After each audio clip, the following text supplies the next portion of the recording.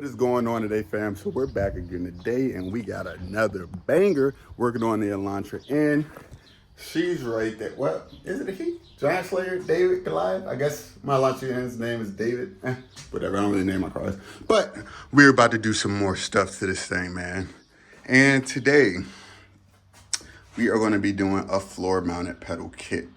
Now, this is a part of Project Giant Slayer, and for those of y'all that don't know, the goal of this build is to build a car, right, that's able to do grand touring, be comfortable on the highway, all that good stuff, drives to the road, and then slay the road and anything that is on the road. And it is going to be designed to beat up on BMW M3s, Audi RS3s, and maybe the occasional Porsche GT3, all right? So stick with me here. But today, we are going to be installing a floor-mounted pedal kit. Now, the reason why we are doing this, believe it or not, I'm seeing this as a performance mod, and this is just my thinking, but as we know, car guys are not logical, and we can find any way to justify modification. But because this floor-mounted kit, well, okay, my car is a DCT, so that means that I'm able to obviously shift it with the paddle shifters on the steering wheel,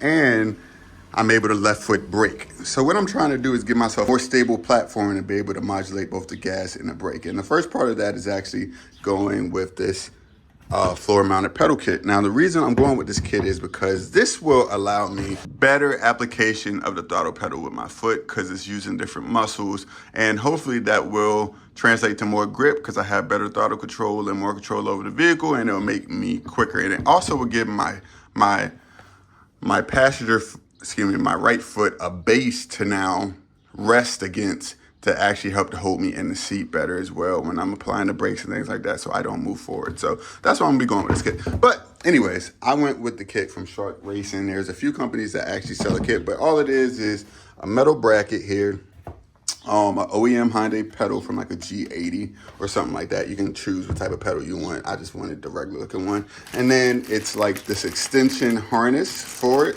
that plugs in to your stock pretty much throttle cable harness. So we're gonna go ahead and get this started. Super easy install. All you're gonna need is a 10 mil wrench, a 10 mil socket, and a pair of dikes or snipper tools like this. So enough of me talking, let's actually get to work.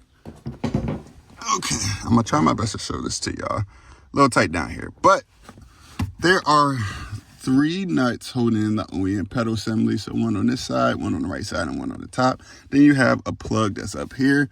All you do is squeeze the top of that plug, and then you're able to pull it off. I'm gonna try to get to it while I'm contouring it. Might be a little bit, okay, so got that off already. So next thing you're gonna need to do is get off those 3 nuts. Those 3 nuts are gonna be a little bit of a pain. So what I have decided to do is get me a little extension with a deep well 10 in order to assist me. Hold on, are these even 10? They're not even 10s, y'all. I'm already lying to you. Hold on, let me get the right tools. And take 2. So, as I told y'all from the very beginning, these are 12 mil nuts, and we just gotta take all these bad boys off here. I'm not gonna make y'all suffer through me taking these out, but once we take these out, then we can get our bracket set up. I'm sorry this light is so harsh. It is midday, but you can see the difference between the stock pedal, which is a top mount type pedal. I'm not exactly sure what the actual name of this is, but you can see the difference between the floor mount pedal. So let me go ahead and grab my bracket here. We're gonna get our little bracket all set up. But before we do that, we actually have to cut these 2 tabs off of the bottom of this. I'm gonna do this with a pair of snips. I call them dikes. Like, what do y'all call these? I feel like people have like mad names for these, but either way, just gonna get these bad boys off right quick so that way it can sit flush. So let me go ahead and get this thing set up. I will say, I do not like this design. I could be doing this wrong, but it just doesn't seem like a great design. Like, one you only have one bolt that's really holding the whole assembly up, and there was no bolt long enough included to bolt it to this bottom hole. There's no instructions. I mean, it's kind of trial and fit, you know. And I don't know if this is supposed to be used with a floor mat or not. I'm assuming that the floor mat probably should be cut to accommodate this, is what they're probably hoping that you do. But if you do try, well, let me see. Let me try pulling off the floor mat before I judge too harshly. All right, so it does fit a lot better without the floor mat, but even the fitment's not like fantastic. I still got to bolt it up. There's a nice little area around here, and I'm still gonna have to try. Like, I guess they're just expecting it not to move at all. I don't know, but I guess I'm gonna have to cut the floor mat just to fit within that space.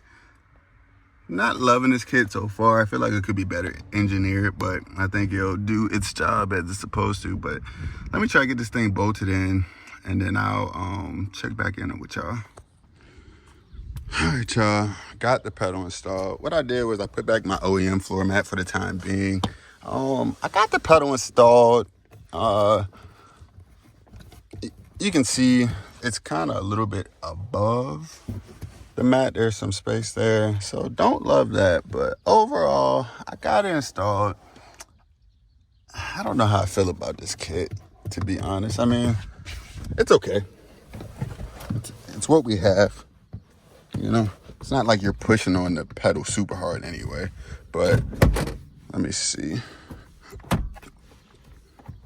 All right, so that is how it looks in the car. I guess you could put this bracket like underneath like the actual floor carpet if you wanted to, for a cleaner install, and it would sit a little bit lower.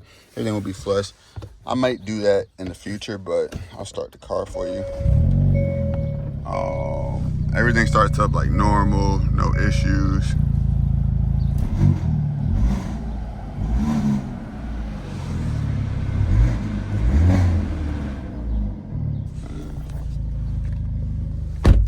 Functions like normal, no difference. I'm excited to drive with it for a little bit and really get a feel. But overall, I would say if this is a mod that you want to do, I wouldn't say don't do it, but I did have slightly higher expectations for the kit. With that being said, I couldn't find any installs on the internet, so maybe I might have not gone about it the exact way that they would have, or like how they intended. But without instructions, this was the best I was able to do. You can get a kit like this from Shark Racing, or you can get one from N75. Neither one of those websites right now have instructions up, so this is just what I went off with common sense. If I did do something wrong in the video, or you have experience with this kit, please let me know, because yeah, but no issue here. But like I said, it's a little flimsy, because I can push that down a little bit, right? But the nice thing is, now when I'm driving hard, my foot has a place to rest, and I literally can just pivot my ankle muscle. You know, I could just pivot my ankle, which is nice. It's cool. So overall, I would say this is a success. If you want to buy one of these, I'll have both the Shark Racing kit and the N75 kit. I was not sponsored for this. I don't make any money from this. The only money I make from this is my YouTube revenue. So I would appreciate it if you did enjoy the information. Leave a like and subscribe. But other than that, take it easy. I'm out.